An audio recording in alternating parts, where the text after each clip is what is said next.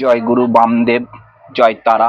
দেখো, আমি বিশ্বাসে মিলাই বস্তু, তর্কে বহুদূর।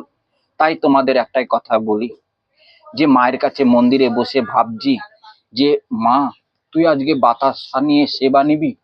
তাই এই বলে বলে মনে মনে মায়ের কাছে বসে বসে ভাবছি যে আজকে প্রত্যেকটা দিন তো বাতাসা দিয়ে মাকে পুজো দিই, আজকে একটু মায়ের কাছে ফল জুটবে না।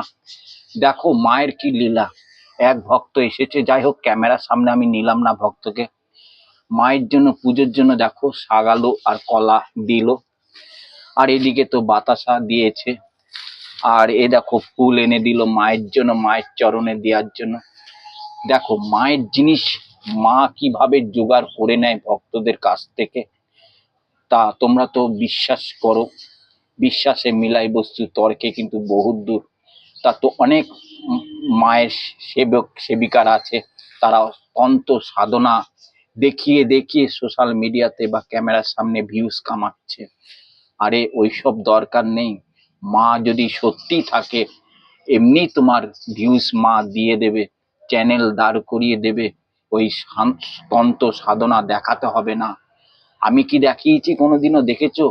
দেখায়নি। আমি যেভাবে মাকে ডাকি, মাকে স্মরণ করি, তাতেই মা সন্তুষ্ট হয়ে যায়।